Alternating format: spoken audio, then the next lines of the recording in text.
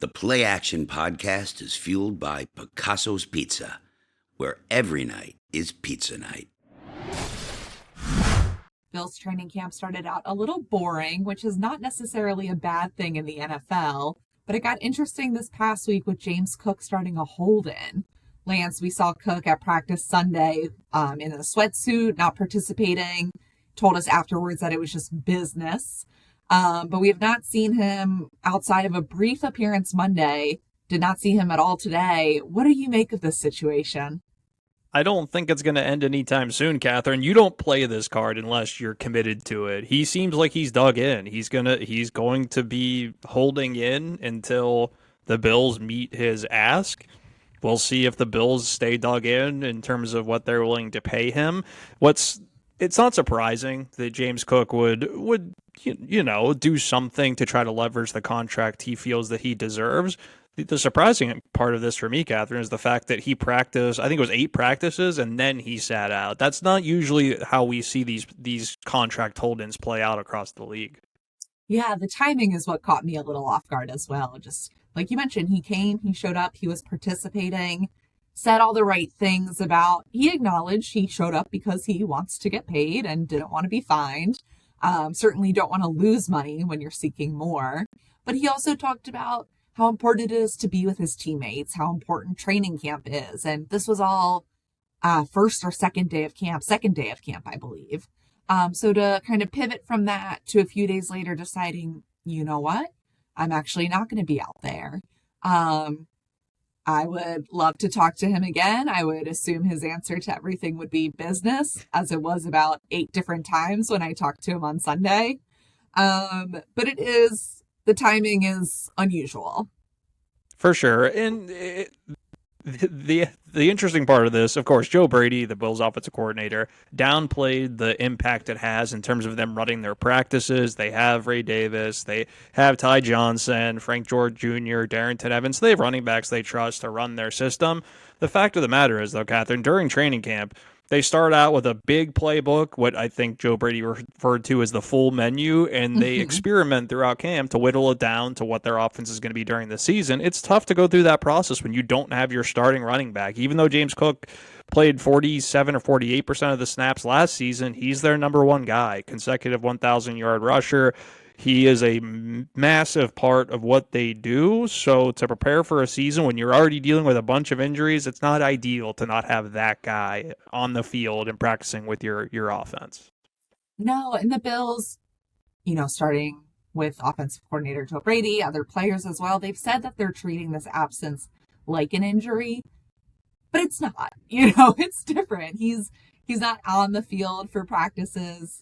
Today, at least, he was not at all. Monday, not really out there. But also, we don't know a timeline for his return. Khalil Shakir, you hate to see it happen with his high ankle sprain, but it's going to be, 4 to 6 weeks. Other players, a shorter timeline for sure. But we don't know what this James Cook hold-in is going to look like. There's not like a clean diagnosis that gives us a little more information on when to expect him back. And so it's not exactly an injury.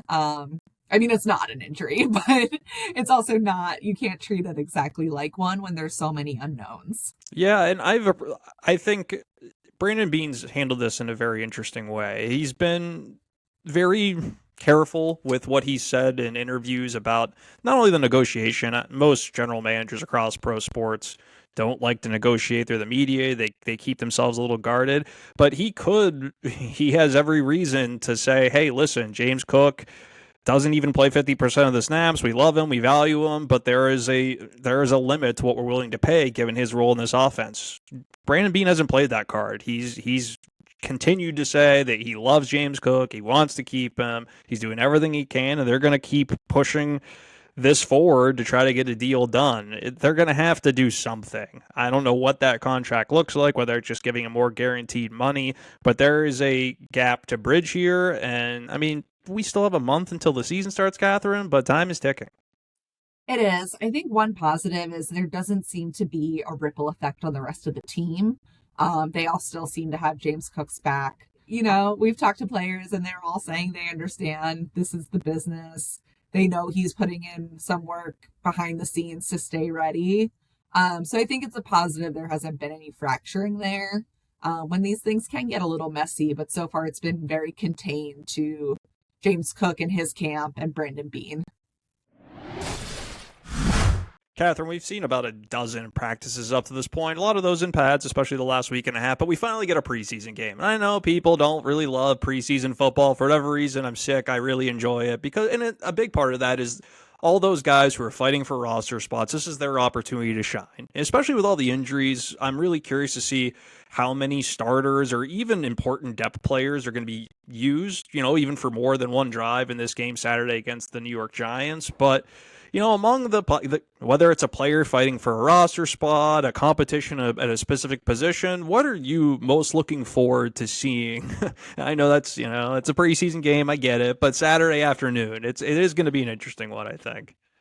First of all, I'm so excited for you that you are excited for this because I think that's lovely. Yes. Let's be excited. It's going to be fun. I am just watching that they are not getting more injured. I want to see good, healthy competition, but I think the biggest thing the Bills can do on Saturday is come out unscathed. They can't keep piling up these injuries. Running back Ray Davis today looked a little slow to get up after a play, and all of us on the sidelines were like, is this happening again? Like, what's going on? Luckily, he seemed good, continued the rest of the day, but I think that's the big thing for me Saturday is just, make your plays, figure out what you still need to figure out in that sense, but don't get hurt. The backup quarterback battle is the one that I think I'm a little interested in seeing. I would assume that Mitch Trubisky is going to be the one he looks like he's ahead of the depth chart right now. He's been more consistent, although Mike White has shown flashes, and it's not like they're going to save a lot of money if they end up cutting Mitch Trubisky. You heard Joe Brady on Wednesday morning, really, he praised Mitch Trubisky, the fit he has, how important he is to what they do, how nice it is to have him in that quarterback room with Josh Allen. So I would say he's definitely the leader in the clubhouse for that backup job. But really, when it comes to these preseason games, we're not going to see very much of Josh Allen, especially under the circumstances. So it's going to be the Mitch Trubisky, Mike White, Shane Buechele show, and see how they look throw into guys like Steven Gosnell and Terrell Shavers, who's had a great camp when he's been on the field, Deion Kane, KJ Hamler, who became a hard knock star on Tuesday night. It's it's quite the accumulation of weapons they're going to have on offense to throw to as well. It is, I think it's notable that backup quarterback is still a competition at this point, just based off, you look at the experience, the resume Mitch Trubisky has, but Mike White has been pushing. And, for as much as this team and franchise, I think they recognize the importance of that experience that Trubisky brings. Joe Brady today was saying that it's still an open competition, and it's a competition basically everywhere on the roster except QB1. They are correct in, going ahead and solidifying Josh Allen there. But Brandon Beane at the start of training camp was, so high on Mitch Trubisky, who has had a few rocky days out here, but has also made some really big plays. Yeah, for sure. And then on the defensive side of the ball, we're going to talk about the rookies, so that'll be an opportunity to touch on, talk about some of those guys. But with Maxwell Harrison hurt, Cole Bishop still been out. Who are some of the players that could step up in that secondary who are going to get a lot of snaps? Dorian Strong is somebody who's going to probably play a lot. Jamarcus Ingram, Jordan Hancock, the rookie who's been rotating between nickel and safety, is, he's still learning the details that you need in this defense. And then at linebacker, it's probably going to see a lot of Joe Andreessen. He's had a great camp. And, Balin Spector, sadly, couldn't stay healthy. He got cut, waived/injured technically on Wednesday, which is going to lead to more snaps for Joe Andreessen. Shaq Thompson is still out. So they're really looking... we're not going to see much of Terrell Bernard. We're certainly not going to see much of Matt Milano. Dorian Williams is still working his way back from that calf injury. So really, it's going to be Andreessen, Keontae Jenkins, who had a great practice here on Wednesday. So some of the younger guys on that defense who, maybe, in Jenkins' case, he is a rookie, but Andreessen, he's getting more on his plate this year. So what does the Lancaster native really do with the more opportunity, the more responsibility? Because there's a lot that comes with playing linebacker in Sean McDermott's defense. I think we also may end up seeing a little more Ray Davis in an unexpected role if Tyler Bass can't get back out there. He still has been limited just in what he's been doing. He's been at practice, but not, participating to the fullest extent with that pelvic area soreness. And backup kicker Ray Davis, he was 2 of 3 at the return of the blue and red. And bought cleats that morning. They were not even broken in completely. His soccer cleats for kicking, that is. So I think, I thought maybe the Bills were going to bring in someone at kicker this week. They did not do that. So we might be seeing a little spicy special teams, have you? Yeah, hopefully if they go for 2, fans should boo. Bring on Ray Davis kicking extra points. Come on. Let's have fun. Such an important part of training camp, in my eyes, is getting to see what these rookies are starting to do. They're more in their playbook. They're getting to do a little more just kind of with the team and everything. And I think that's really fun to see how they start to build that chemistry, how they start to get more involved. And Lance, I'm wondering who has stood out to you so far from the rookie class? Well, I'll take a guy that you wrote about, and we might have mentioned on the podcast last week. I can't remember, but Jackson Haas. I mean, the tight end from Georgia Tech. He's somebody that didn't catch the ball very much in his college career, more of a blocker. But when he's gotten his opportunities, and he banged. I think he hurt his ankle on Monday, so he wasn't a full participant today, or he didn't do everything. But he's been really good. He's somebody that if they had an injury at tight end, you can just tell the coaches trust him and what he can do in the run game. They like to run heavy personnel. So getting a tight end who you can rely on in short and intermediate routes, and somebody who could be a reliable target for Josh Allen, he's a pretty intriguing guy. And again, when you're looking at these starters, Dalton Kincaid and Dawson Knox at tight end, like those two, we're not going to see much of them in the preseason. So we're going to see a big dosage, I think, of Jackson Haas, and he's going to be able to show what he can do, not only as a blocker because they have a lot of confidence in what he can do in that area, but also as a receiver because those tight ends in this offense are very important. We heard a little from tight end Dawson Knox today, talking just about what he's seen out of Jackson Haas, and he was saying how like he stood out almost immediately of just what he's able to do. And like you mentioned, he was able to get added opportunity with other injuries at the position. But I think he's taken nice advantage of that. And it's been fun to see him kind of mix in a few other things to his style of play when he likes to block. This guy really likes to block. So it's, they want to build him up as a pass catcher as well. But that's, it's good to have a guy who likes doing the dirty work, certainly.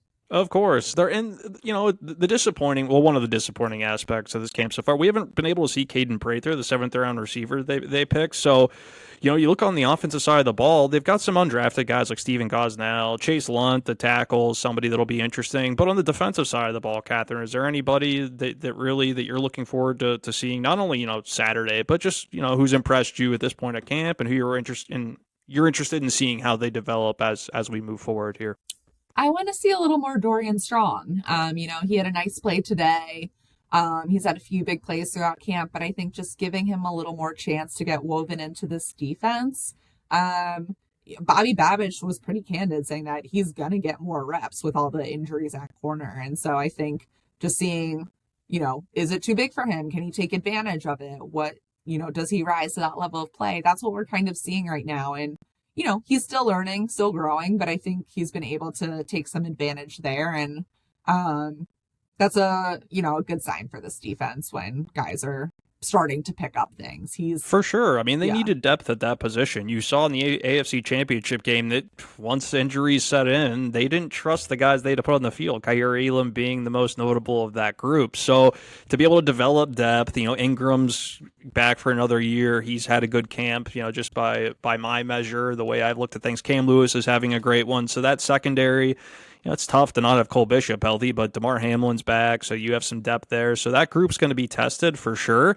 And then up front for me, on defense, all the talk about the defensive line, TJ Sanders and Deion Walker, getting a better read on those two and where they're at. Two very different players and what they're going to bring as far as skill sets, but they're both, TJ Sanders, 2nd round pick, and then Deion Walker is just a very big human being who can Gigantic. move. He's a gigantic person who can push people around, and he's looked really good out here as well. And there were concerns about the back. So far, he hasn't been limited at all at camp, which has to be a pretty good sign for the Bills.